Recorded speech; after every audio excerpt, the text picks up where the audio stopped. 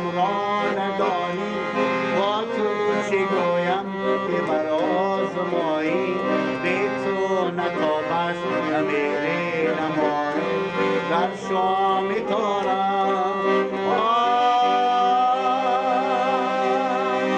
سلطان قلبم تو هستی دروازه هایی دلم را شکستی پیمان یاری تو بر من ببستی چشم نزارم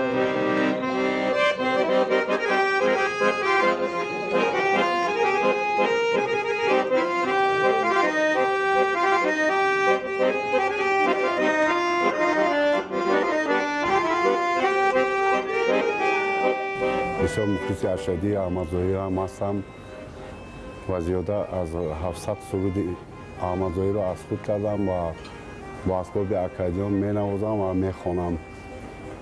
در این زمان به حیث معلم موسیقی در مکتب میانه کار و فعالیت دارم و سرودهای احمد ظاهر را در آشخانه ملی خاور می سرایم و من معاش پرداخت نمیکنم و اون مخلصایی که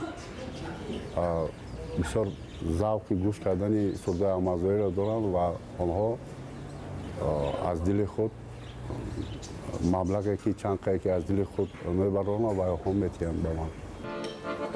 از سالهای 70 با هم مخلص همه احمد ظاهر بودم.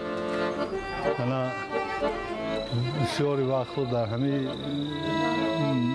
آشخانه در همه شعرهای احمد ظاهر خوانده میشوند. از همین سبب من بسیاری وقت همینجا در آمده خوراک میخورم و حلاوت میبرم خواندن سرودایی که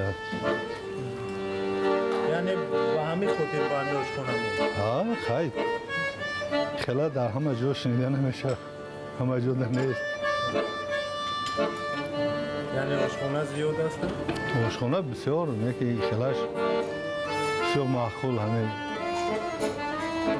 این نزدیک تماشا کردن شنیدن حلاوت بردن در هر جا در بسیار جا پول داده در آمده کنسرتی خیلی تماشا میکنه. حاضر ببین که زنده در پیشت میسراید اجوری کنیمتای ما بسیار شده است. برای موسیقای احمد ظاهر میبیایم ما پیشکش میکنن ما از کس میکنن که مخلص احمد ظاهر را خوانم. ما کس رد نکرده با این کس میرسانیم یا پیشکش میکنم. احمد ظاهر